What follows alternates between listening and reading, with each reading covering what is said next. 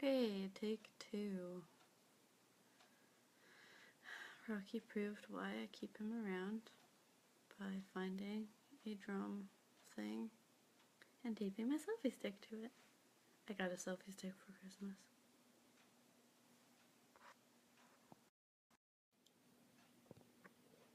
Say hello. Hello. But you're in the dark. Okay. I'll bring Seth through. Are you live? Usually takes a minute till it pops up. Okay.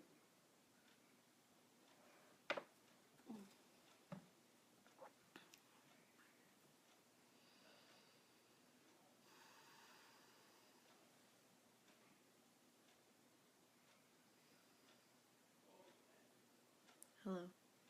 Hey, Seth. Romeo, number 1. I am eternally grateful for your daily guidance and wisdom. Thank you, Seth. You've mentioned that you're all-knowing, so does that mean that there's nothing more for you to learn, or are you still growing and learning? Always growing, no matter what level you're at, because even if you know everything, it can become like back burner, and then someone or something, some experience can remind you of something. So you're never done.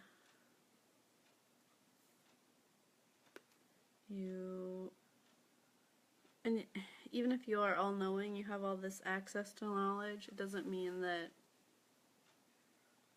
it's at the forefront. So different situations can bring about reminders and help you tap into information that you have that you may have forgotten about. Long enough, Rocky? Beautiful.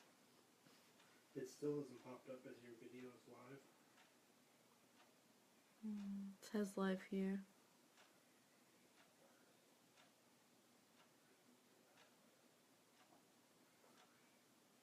Two, I'm curious to know how you first transitioned and how long ago that was. It was many moons ago. Don't you know it's rude to ask people their age? How would I put it in your terms? Like hundreds of thousands of years ago. And the very first one was due to illness, because back then usually sickness took you out. Number 3, when did you make the agreement with yourself to become the family of teachers known as Seth? Please give me a number if possible. The agreement with yourself. Between the 3 of us, it was a night late at a bar after sharing many drinks. Just kidding.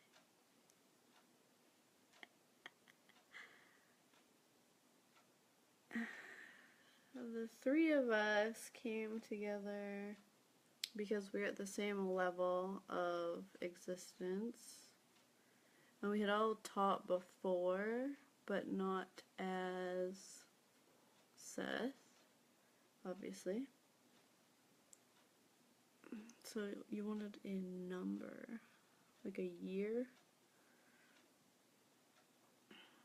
Well, the 3 of us currently teaching are not the 3 that taught when Jane was around.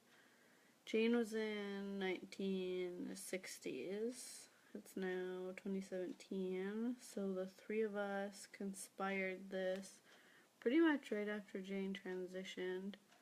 So about 1980 is when the 3 of us, by asking, came across each other to begin teaching.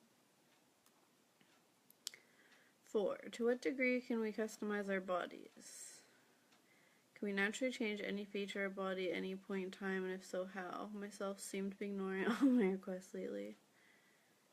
Well, you can't just like grow a unicorn horn because it's too wild at this present time, but If you lose a tooth, you can regrow a tooth. If you want to have a more flexible facial features, you could. If you want your ears, like if you have really, really large ears, you could ask them to compact.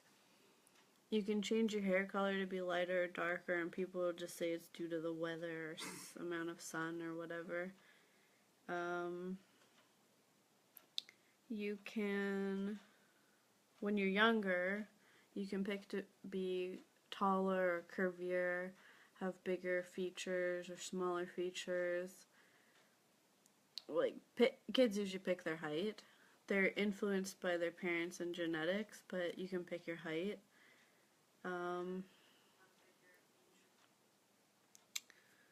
If your cells are ignoring your requests, you might be pushing against it. Like, instead of being like, I want to have really defined arms, you might be thinking like, I want strong arms so bad, like, I don't like my arms, I want them to be this way. But you won't get the arms that you seek if you currently don't like what you have. You have to talk in the present tense. Like Bob Proctor likes to say, you have to talk about what you want now and as if you already have it. So if you want defined arms, just visualize like Popeye arms. When you look at your arms, like flex them, just think of them as tight. Just think, oh, they're awesome right now and I know they're getting better and better. And then if you can't think in those terms, just let it go. Just write down, I want defined, strong arms. And then just let it go. Just ignore it for a while. Well, not ignore it, but just leave it. And then you won't push against it, and then you can allow it to come through. Number 5. Let's say that if I wanted to change the color of my eyes by asking cells in my eyes to change, is it possible to wake up the next morning with different colored eyes? What determines the rate at which our cells change? It is possible, but most people are not at that point now. Most people, it takes time because they don't really believe it can happen overnight. They think, like, when you break an arm, when your arm heals and the bone grows back and all that, they don't think it can happen rapidly. It can, but they think there's like this healing process that has to happen. So with your eyes, you think your eyes need to adjust and change, and with your teeth, if you want them straighter, you think your teeth have to move and align. But really, yes, it can happen overnight. It's just the rate at which it occurs is the degree to which you are allowing. So if you line up and you're in a state of allowing, it'll happen quickly. But usually it won't. If you want a different eye color, it's usually within the same color family. Like, you probably won't be able to change your color to bright red because people would know something happened. It would be too much. And at this point, it's not what the world's ready for yet. But if you lived in the bush, you could do whatever you want because you know it in society all the time. But to change them to be brighter or like within the same family color, yes, it's possible. 6. There are trillions of cells that make up my body. How do I communicate with myself via cells? I believe you mean, how do you ask your cells to do things? How do you interpret this, Rocky? How do I communicate with myself via cells? Ask, believe, receive. But he means asking his cells to do things. Ask. No, is that what he means in his question?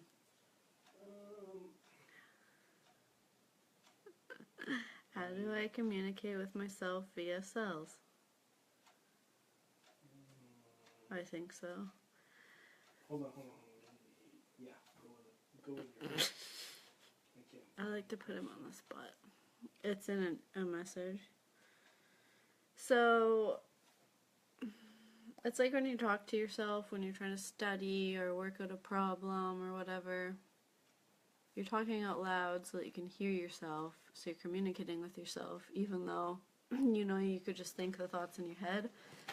but there's more effect when you put it out there verbally. So, same with your cells. You could, like, whatever you're trying to do, maybe. Yes, you're right, Seth. Okay, let's say it's your hand. Your hand's been causing you pain. So you could look at your hand, you could like touch it, you could feel all the bones and think of how many thousands of cells are in each finger and just kind of focus on that. And then you could ask the cells to work cohesively, quickly, to heal effectively, and to, you know, do whatever you're trying to get accomplished. Just start small. Like, if your whole body is sore because you went snowboarding and your legs are sore, your arms sore, your back sore, like every muscle sore, don't ask, I want all of my muscles to feel better by tomorrow. Just ask cells, like, I would like all of you to work together to make my body feel better. I would like to noticeably feel better tomorrow.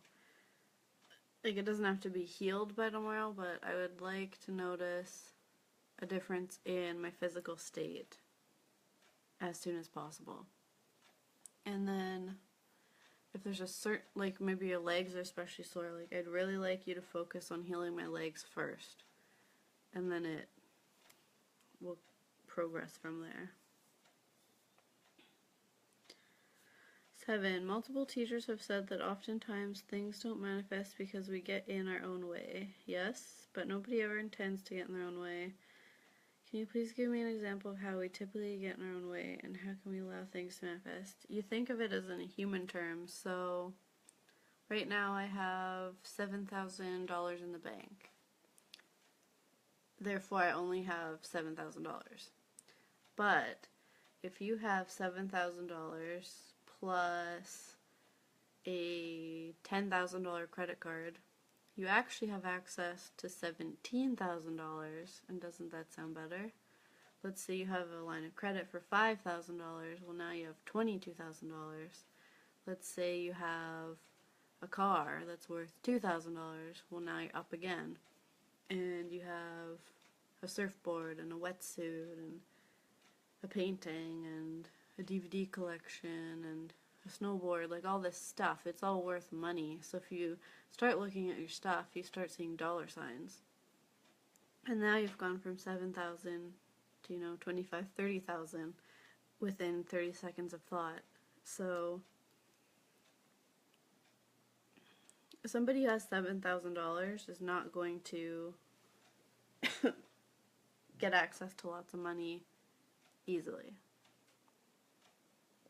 because they've pegged themselves at $7,000. But when they think of all their other money, well, now they've upped it to a higher bracket, so now they can attract more money. So you just limit yourselves in human terms, and you think more of where you are now instead of where you want to be. If you think of where you want to be, it feels better.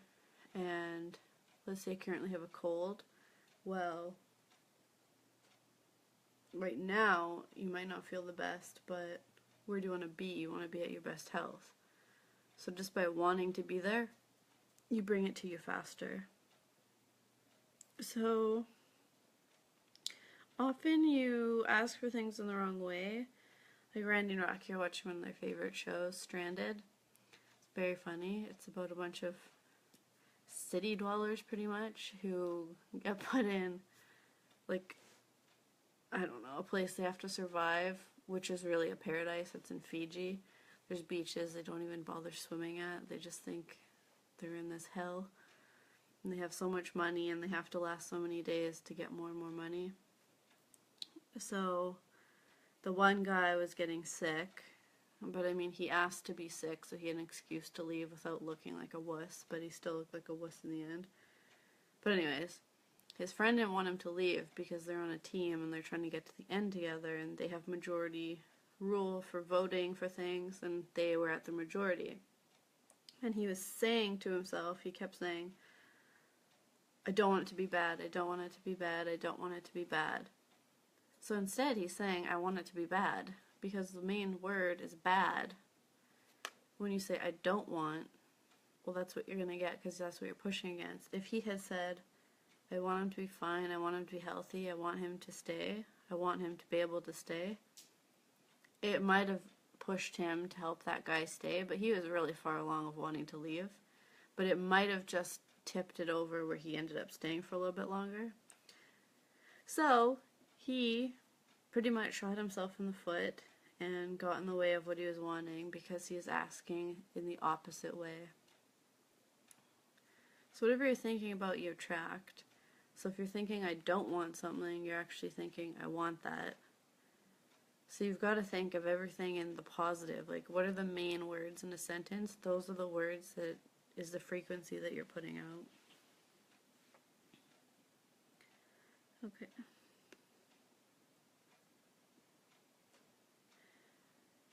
I recently watched an interesting film called Dearly Departed.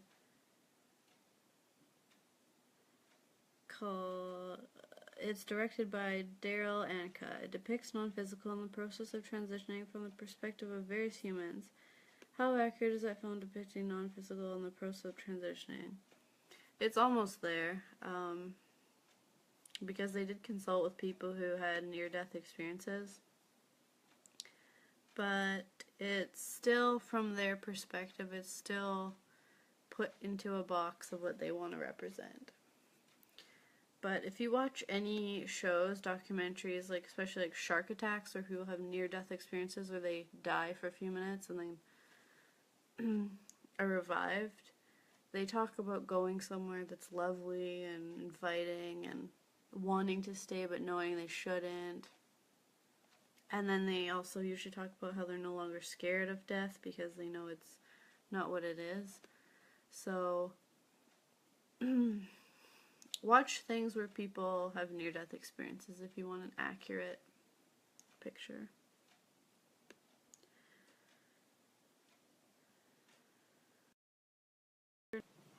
Oh, it's back. Made you stand. Okay. Number 9. In the film Dearly Departed, there was an old man who haunted a house and scared the house's inhabitants. Does it actually happen? Do souls really haunt humans sometimes? Yes, they do. Usually someone is confused and doesn't know how to transition. So, you know, on the show Ghost Whisperer, she helps souls who haven't transitioned all the way. That is something that happens. And people have seances or burn sage or whatever to help people leave, and it works. And sometimes they're looking for the experience of kind of lingering and scaring people. 10. What is deja vu? Why do we sometimes get the feeling that we have been here before, have already done something before? What purpose does any of it serve? Well, you have split realities where you go and live different existences, so you might have lived that existence already. And the purpose is so that you're alerted that what is not what it seems, and maybe the person will be familiar and it's just to show you to trust them, or you'll be really pulled towards one decision and you won't really know why, but it's reassurance from non-physical that that is what you're meant to do. Or you've kind of had like a prophecy where you've dreamt this before, and so that you know what to do for the next step. And it's just all to help you with making the decision that you want. 11. Last week you advised me to ask my truck to be more fuel efficient, which I did. I haven't noticed much of a change yet, but can you explain how I influenced my truck, even though it's a thing made of metal and other materials? Everything has energy and vibration, so even your truck, though it does not have like a soul, it still has energy in it.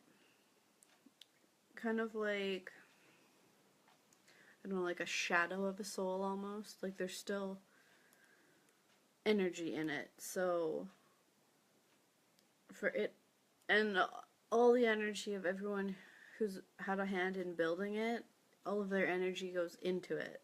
So all of their beliefs go into it. So they believe that the truck will be so much for fuel efficiency, so that's what it is. So if you change the view of the fuel efficiency on the truck, you can make it better. So because so many hands help in creating a truck, there's a lot of influence. So that's why you might have not seen a change yet. There's a lot of different views and energy that have been put on the truck that you can overcome and alter. So just give it more time.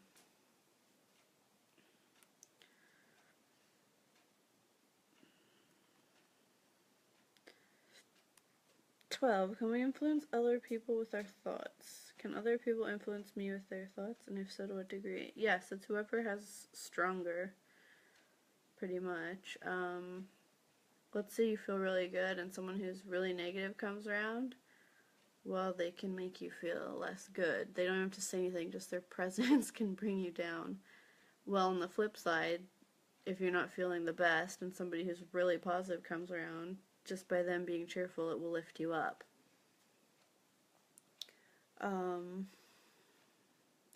You can like scream thoughts in your head to a person, like, pay attention, look at this, notice this, and you might see their head pop up and then look at something. With animals, you can have conversations with animals without saying anything. So it's not like mind control, but yeah, you can influence other people and change their mood. So like, let's say you're spending time with someone and they are, I don't know, they keep picking out things that they don't like and they don't want. Well, you can say in your head, like, it'd be nice when they realize they should talk about things they want, or they should talk about things that they like, and then they'll alter it. But if you're saying to yourself, oh, I hope this person starts noticing everything that's crappy and has a horrible day, and it doesn't work like that. Like, you can positively influence someone with your thoughts. I mean, if you're a negative person and you go around someone, you can make them feel lower as well. But if you're thinking specific thoughts of, I want this person to just have the worst day, it doesn't work. It's just, you can help them to lift them up.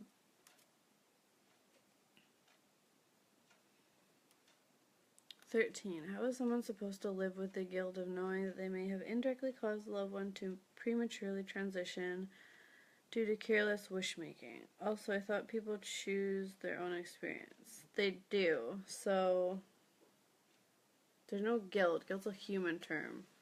If someone transitions, they chose it. Even if they thought they were going to go another way, a different part of them in a different split reality had that. So you cannot cause someone to die. Yes, you could shoot someone, but they've already chosen, it's already been determined that they wanted to go out by being shot. So you might be the vessel, but you're not the reason why. So there's no guilt.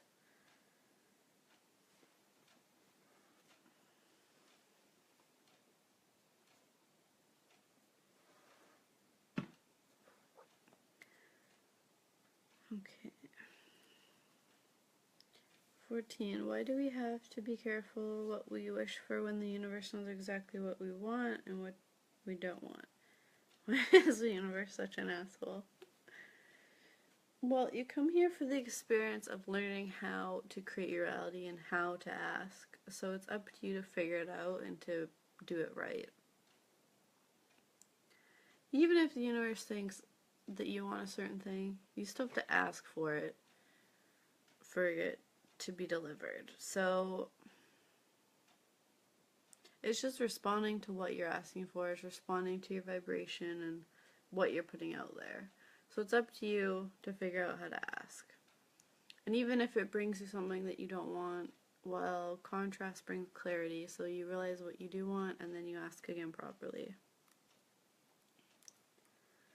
15. I've heard multiple teachers say that every thought that has ever been thought still exists. Do thoughts just keep floating around at the location that they were thought at, waiting for someone to run into them? Sort of like little thought clouds. Yes, you can think of as thought clouds, thought form. They get recycled and they kind of lessen, but you can always access thoughts again. Especially around, like, let's say you've got a haunted house. Well, so many people come by and visit it and they all think that it's haunted, so it adds to this eerie feeling. So you've got all these thought forms around the house, making an even creepier house. And there might be, like at the Eiffel Tower, people go there and they think, oh wow, this is so beautiful. So there's all these excited, positive, happy thoughts around the Eiffel Tower, so it's always nice to be there because it feels nice there. But some thoughts are stronger than others, and so if there's lots and lots and lots of people thinking the same thing, then yes, it'll be pretty present. But if it's just a one-off, it just kind of, it's there, but it's like air. It's there, but it's not strong. 16. Does duality exist in non-physical? Is duality a universal theme that's used by designer souls to design worlds? What's your opinion, Rocky? Well, can you repeat the question, please? I'll have to make sure you're paying attention. Yeah, I am. I'm happy into it. I'm just trying to keep on top of this technical stuff that's been going. Well, duality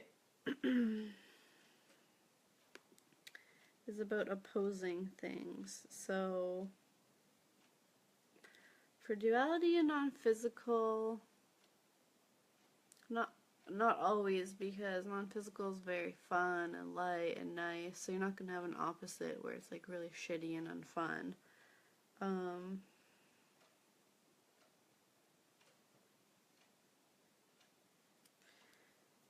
It is, to an extent, used when you design worlds because you need contrast for things to grow, and like you've got volcanoes, then you've got oceans, so those are opposite in a way. And you've got lots of people who believe one thing, lots who believe another, and different beliefs, but it's not like an underlying thing necessarily, but it does exist when you start looking at the makeup of the world, yes.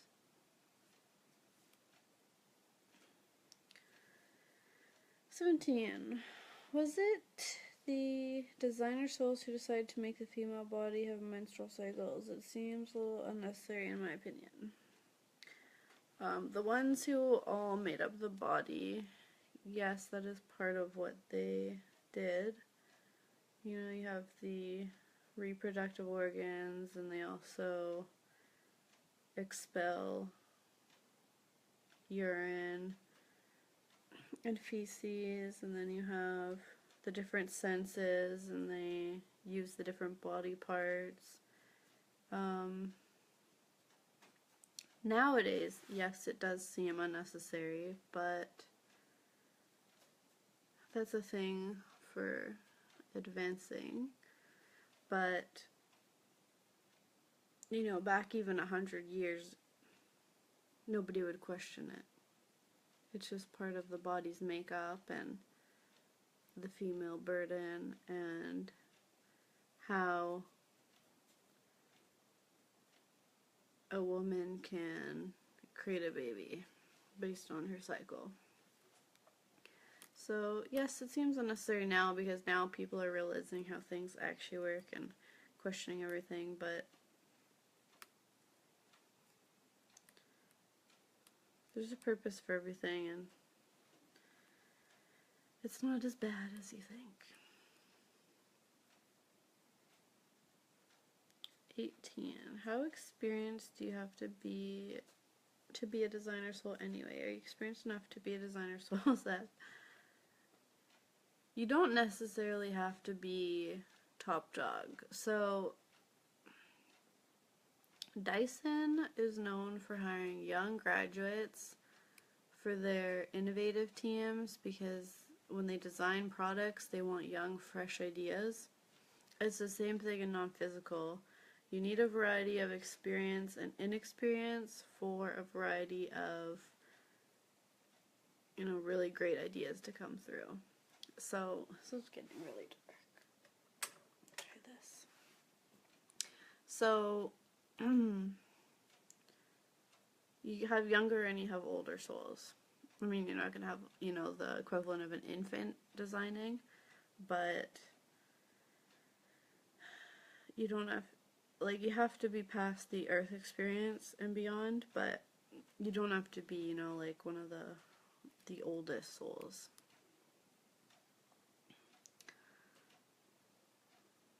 Who or what designed the designer souls? Well, they're just souls, so it'd just be like you in many years. So they weren't designed by anything specific. They're chosen, but they're more like elected, I guess you'd have almost like a committee who's higher and higher and higher, and they, by asking, seek out a group of people and test them out and get them to work together and see what they can come up with, and then pick who gets to design worlds. Is it one or many? The committee? No, the designer souls. And do they change? Yeah, there's lots of them. Do they come and go, and some do their little bits and then leave, or? Yeah. Usually they do one world and then someone else tries it. Okay.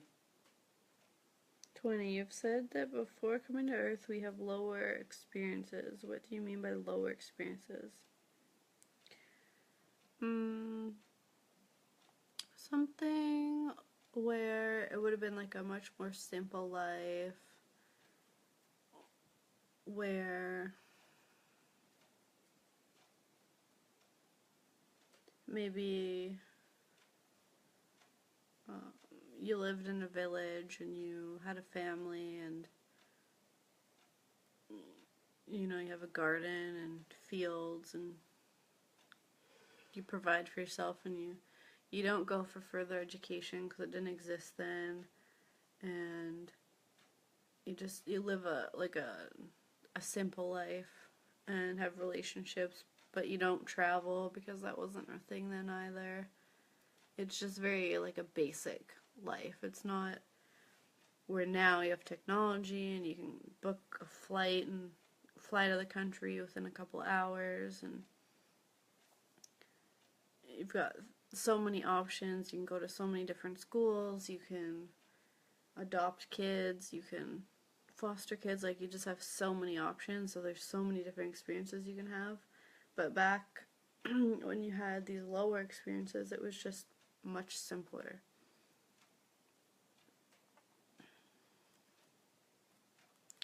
Okay.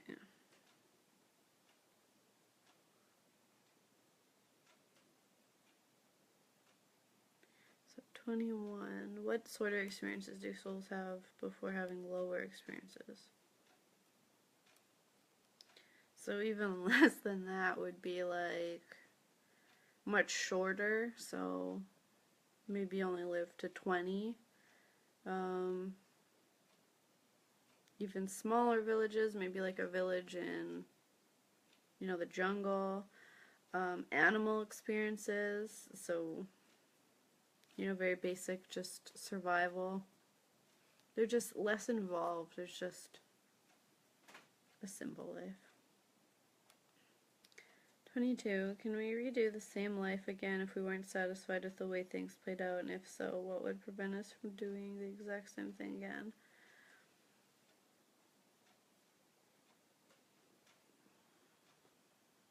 Not really, because all of the souls involved. So your parents, your siblings, your grandparents, they would all have to want the exact same thing, and they never do. And then everyone in your life who you had experiences with.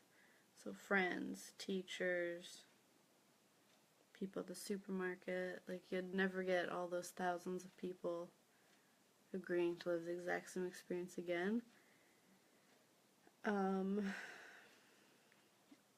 You can, like, relive it in your dreams and stuff and focus on certain things, but you won't get the exact same experience. You can get a similar one, like maybe with different people involved, but who would have similar personalities and would behave similarly, but never exactly the same. Each experience is unique. 23. From a human perspective, I'm a little disappointed that my memory will be erased in the next life. I was really looking forward to remembering everything from here on out. Is there any way to override this? After all, you did say that I can have or do whatever I want. Yes, you can have or do whatever you want in this existence. But when you're going into a new one, the rules change. It's not like it's gone forever, because every time you go back to non-physical, it all comes flooding back. But in order for you to gain the most from each experience, you do have to forget, but you can have an experience where you live in an evolved world where people understand law of attraction from the beginning. So as a kid, you know it, and you're encouraged to keep practicing it, and you never forget it. So you never forget how to ask, and you can have whatever you want. You just won't remember your experiences from this exact life until you go non-physical. But it's a human want. It's a grasping to this specific experience as if this is all that you have. Because you have so many experiences that when you remember them all, you cling less to this one. So it's a human want at this point, and it'll dissipate. 24. What are black holes, and what purpose do they serve in this reality? Are black holes portals to other dimensions, or are they a death trap? I know there's no such thing as death. They're not death traps. They are portals to other universes. But because it's black and it's a hole, it's frightening, so they've been given this reputation of a death trap, but they are portals.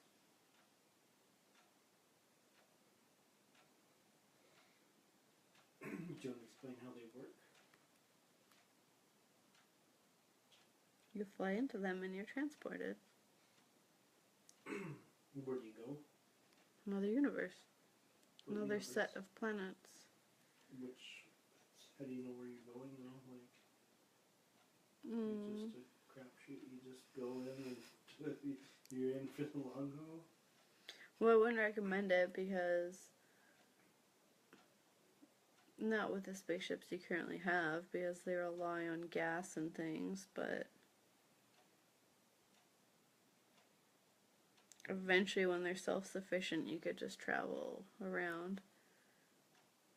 But I wouldn't recommend going in more than one. Like, just stick with the same one. It's like a tunnel.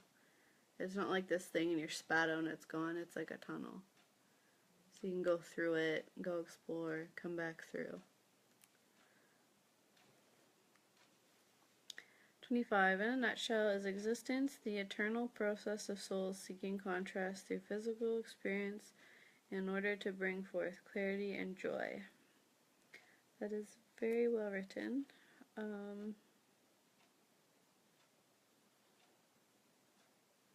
Not necessarily seeking contrast, but through contrast and physical experiences, you experience joy and clarity. So, because you can expand and have joy and have joy without clarity, but clarity just makes it stronger. And is what grows your soul.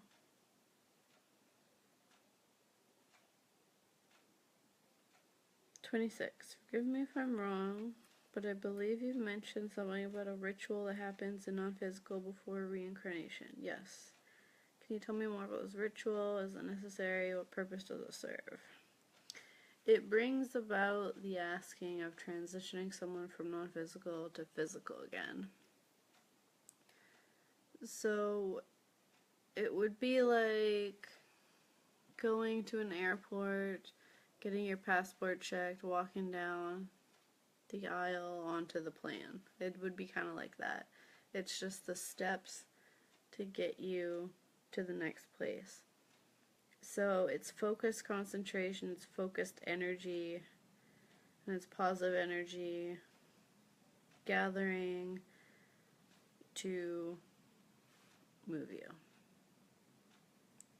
So it's kind of like a bed or something where you are, and you have all your helpers and people around, and a couple older souls who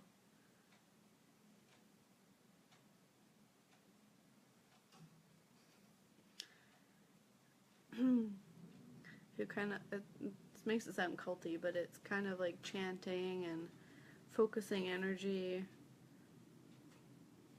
where they transport you, and you poof, you disappear, and you go into the body as you grow and are born. But it is always it is slightly different for each person. Maybe some will be laying in like a pool of water. It's just meant to be kind of relaxing, and then it's like a send-off as you go.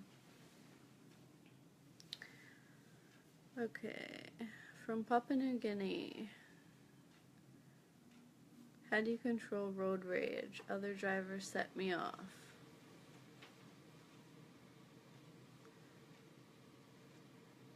Driving is temporary. It's just to get you from point A to point B. So ask yourself, do I want to have a fun experience going from point A to point B, or do I want to have an angry one? What feels better? I know how to drive, but others do not. But does this matter?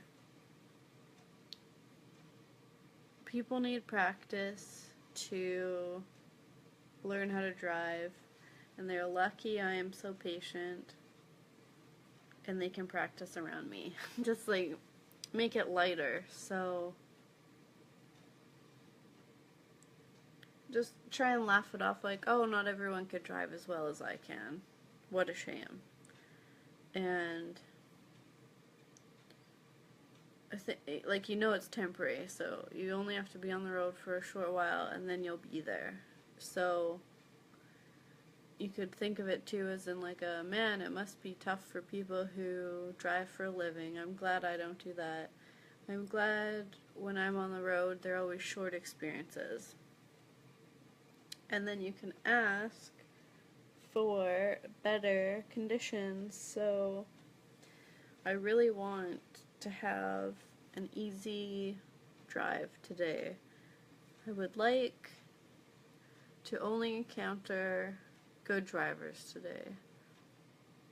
Today I'm going to get to my destination with ease and just see it as being a flawless trip, and you'll find you attract less and less bad drivers, and it'll just be easy. And then even if you get one, think, okay, well there's one, but let's just have good drivers from now on.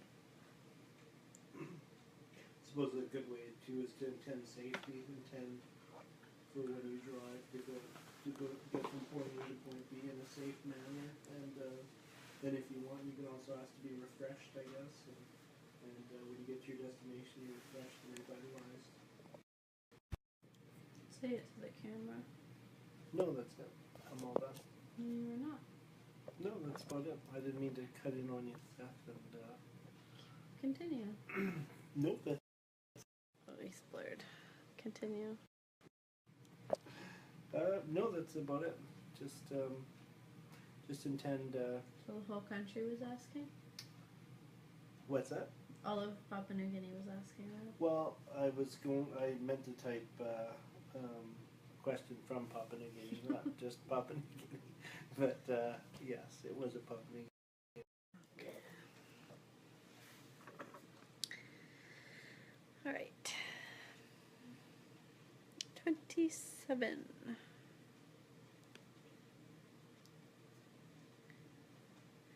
If we can influence ourselves to heal and regrow limbs, then wouldn't that mean that we could easily get rock hard abs and a chiseled body simply by asking ourselves without having to actually lift weights? Yes. You just have to ask for your best physical self. I want to resemble my best physical self. And then do writing on it. You can draw a little figure of you with abs and good arms and whatever. But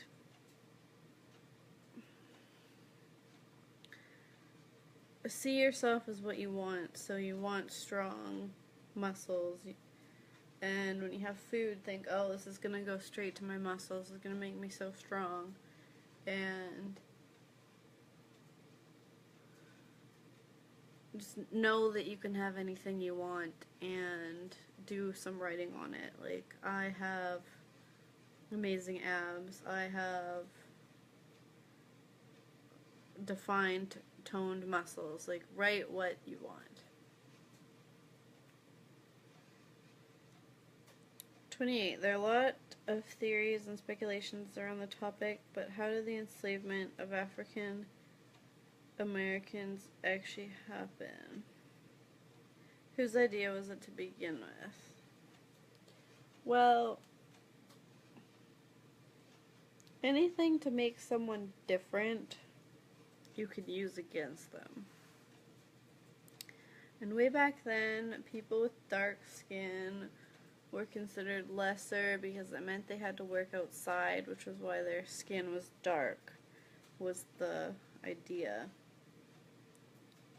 And because they had dark skin, they were likened to apes and monkeys. You know, very primitive thinking back then. But because they also did not speak English, it was easy to overpower them. And because white people had guns, it was really easy to overpower them. Same with the Indians and Native Americans. They didn't speak the language, they didn't have guns, so they're really easy to control. So they were just seen as free labor pretty much, and then it just kind of escalated where they became enslaved and treated as lesser and were sold and auctioned off and were servants and lived in little shacks. But it wasn't one person's idea, it was a whole bunch of people who collectively wanted free labor.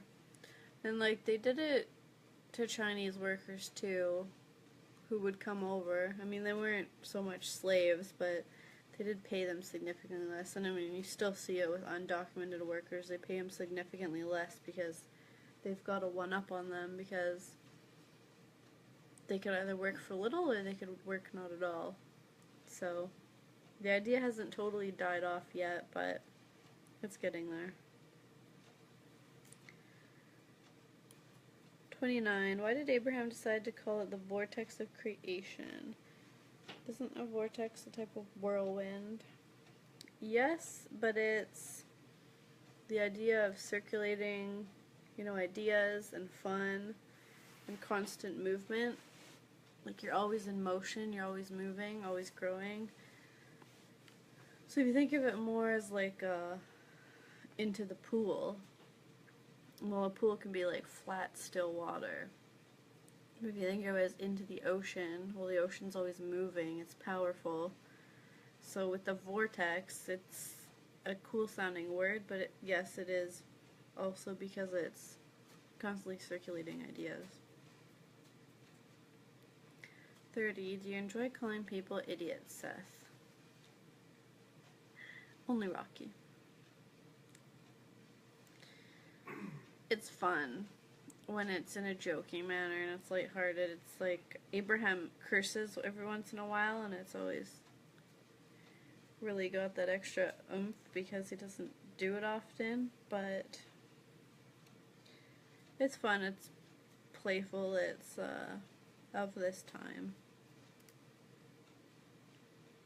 31. What do you usually do after the session is over? Do the three energies that make up Seth split up and go do their own thing? Often we converse and share ideas and put forth what we want into the upcoming written material. But yes, we just split up and do our thing, but we are always around Randy, so even if the three of us are off in our different areas, if she asks questions, we all are called back. Kind of like the genie. You're always called back, bound, almost. Alright, that is it. So, Rocky, what question do you have as the final question?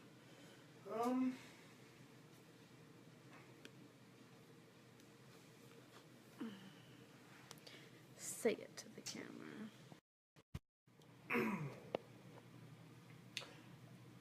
How could we intend for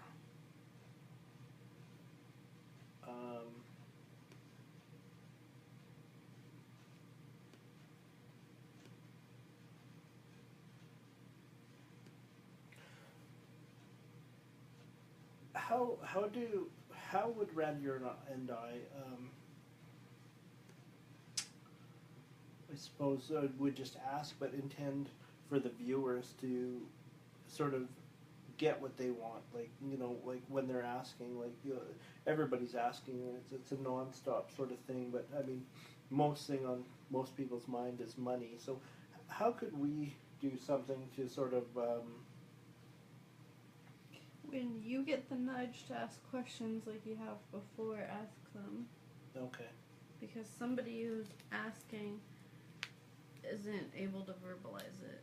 Yes, and that's why I do jump in quite a bit and disrupt the flow. Yes, but, rather irritatingly. But, no, like for others, like Romeo asked, like, do other people's questions, like, do they affect me, or their wanting, does it affect me? And you said yes. You know, like it does to some degree affect people. Like when you're asking for stuff, if you want to see somebody in a different light, and you visualize and you write and you see them the way that you'd like them to be, as opposed to the way that they are.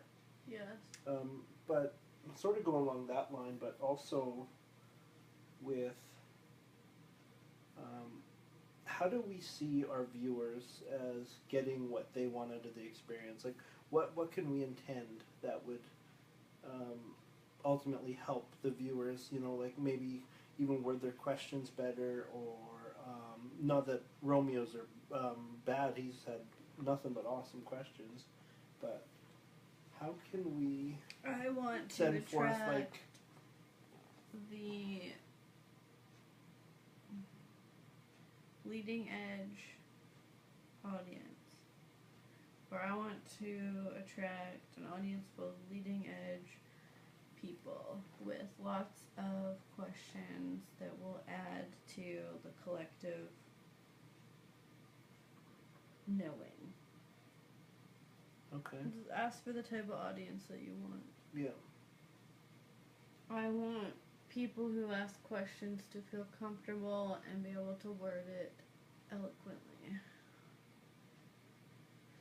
I want questions that are beneficial to everyone listening. okay. That's sort of what I'm asking, but also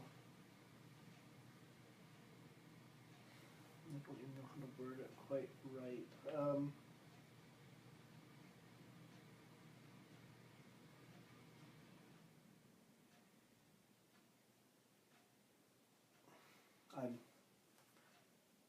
I'll have to word it better, and then I'll re-ask it on the next one. Do you want to know about the audience, or how to get more people, or? No, it's more for People being self-conscious of what they're asking. not really. No. Because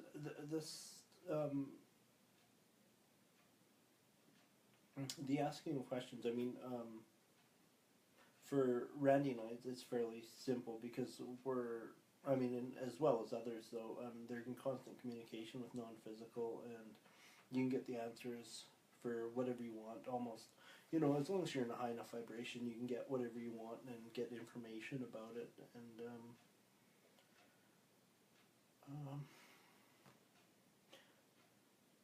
you have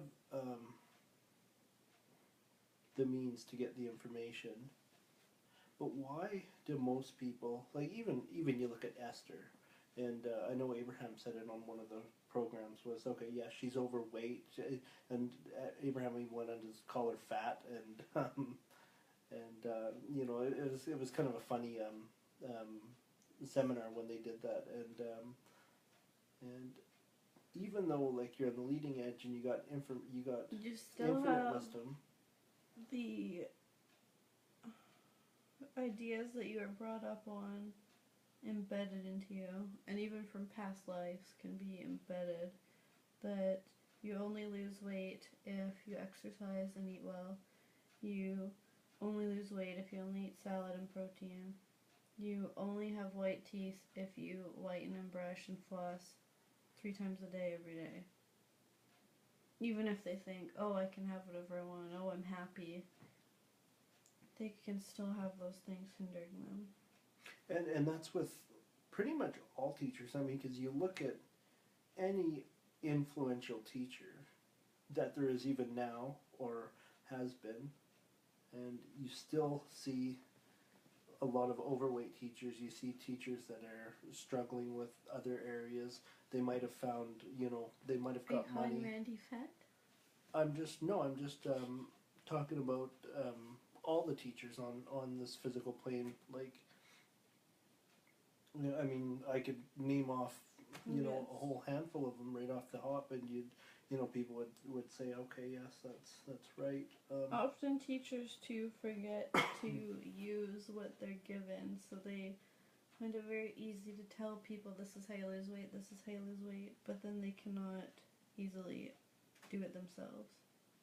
It takes,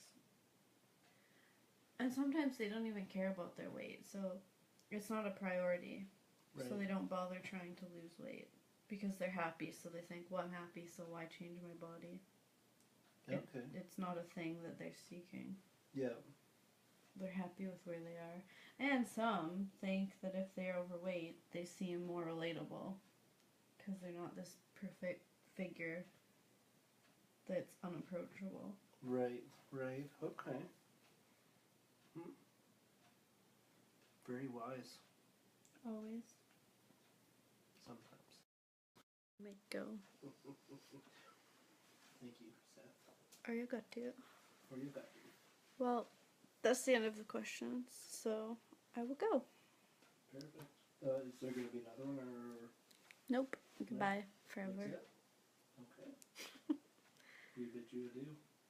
Get your website up. Yeah, that'll be going. You're not going to sleep until you get it up, remember? Yeah, we'll get that website going. We're working on that, and once they work out some technical difficulties, we will have that up and rolling. Some technical easiness? Yes. Yeah, that's exactly what I meant, because the people that built the stuff, they know what to do, even though I don't. I have people that do. Okay, I will go. You're boring me. Okay, thank you, Seth. We'll do another next week. Okay. Goodbye. Okay, goodbye, Seth.